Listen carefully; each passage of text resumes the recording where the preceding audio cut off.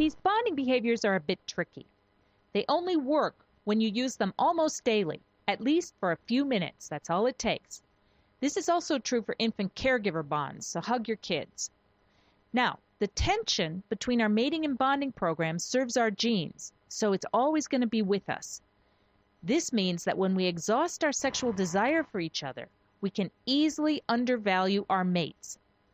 Often, one thing that happens is that we drift away from these bonding behaviors and feel less satisfied and more restless as a result.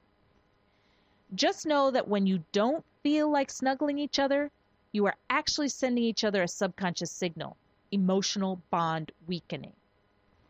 In fact, you can start to feel like you're falling out of love simply because you're drifting away from these critical bonding behaviors. Sadly, we don't realize that. Instead, we trust our instincts. We may assume that the problem is that we have fallen out of love or that we didn't find the right person to begin with. We never suspect the real culprit because exhausting ourselves sexually feels like such a great idea that there's no way it could be part of the problem, right? Even now, I'm sure you are thinking that your last relationship just ended because it was with the wrong person. Consider this. A few years back, Dr. Kikolt Glaser set out to discover whether stress hormones rose during marital conflict. To isolate short-term stress, she chose 90 newlywed couples out of a whopping 2,200 newlywed couples that she and her staff interviewed, because they didn't want to try to measure the stress of long-term stress that builds up in a marriage. So they decided to take only the most blissful, healthiest, wealthiest, most stable newlywed couples and have them argue. She discovered that conflict indeed does raise stress hormones, with possible implications for lowered immunity to disease. However, in following up with these couples, she also discovered that across the board, they reported decreased satisfaction in their marriages by the second year. As she put it, declines in marital satisfaction appeared to be a stable response to the first year or two of marriage. That is scientists speak for the poison on Cupid's arrow had taken effect. In other words, habituation had set in. And by release of the study, a fifth of her blissful, ideally suited couples had already divorced. In other words, it could be how, not who, that is the most important factor in preserving happy unions. The good news is that by learning how to work with our mating and bonding programs, we can steer for better results. The ancient Chinese Taoists were among those who found a solution to the habituation problem. They discovered that there are two different ways to make love. Each has a different goal and different effects. Fertilization-driven sex is for procreation. Orgasm launches sperm to meet egg.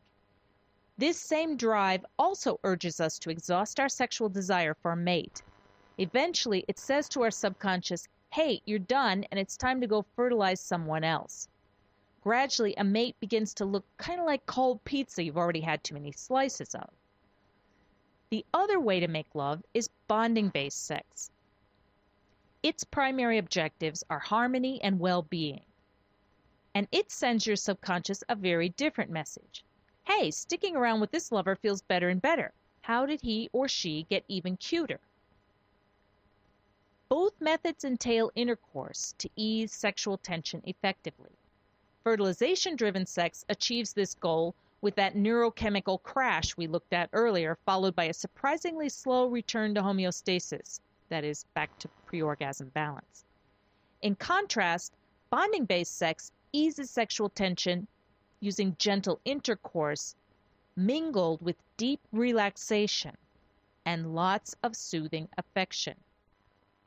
Instead of heating you up to orgasm, it leads to warm feelings of satisfaction and lingering well-being. Now, I know that sounds impossible. It did to me too.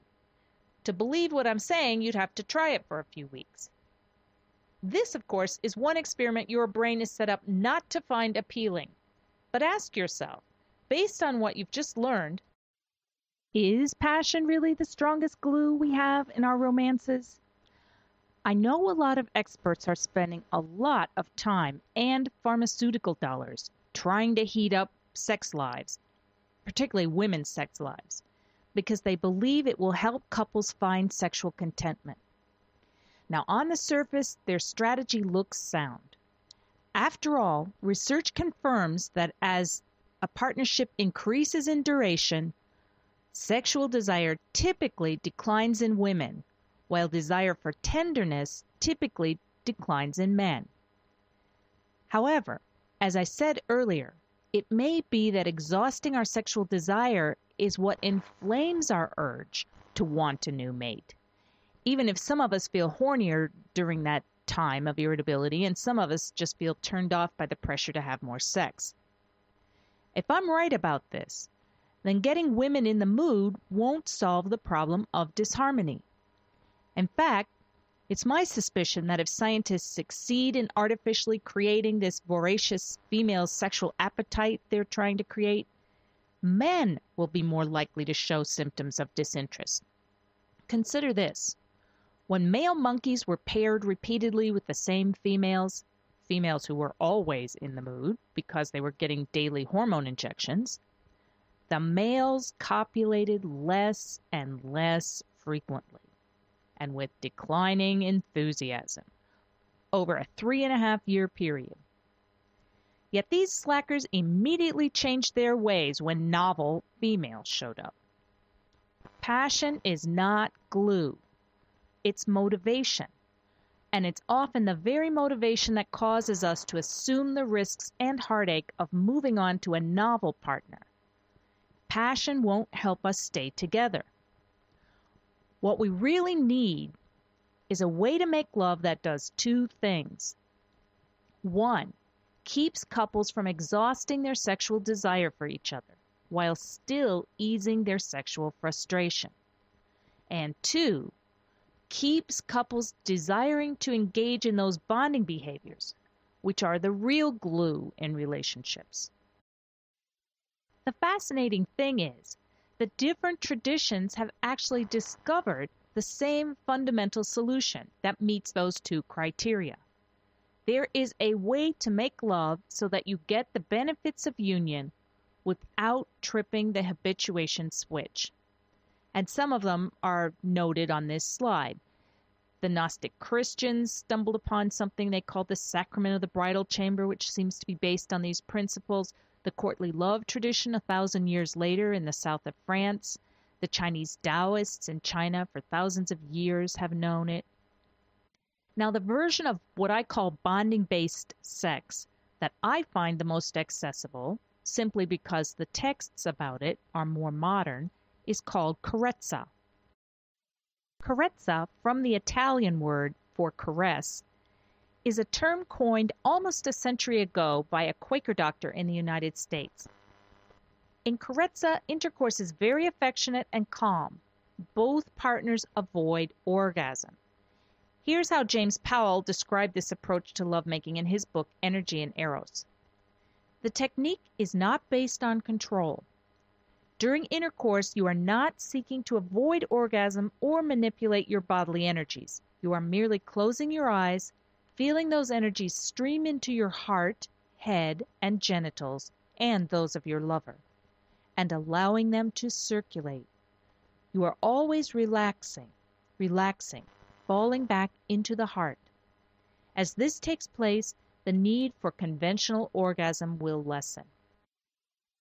Now, learning carezza can be fun, but you both have to be willing to try it and very clear about why you want to try something so unfamiliar.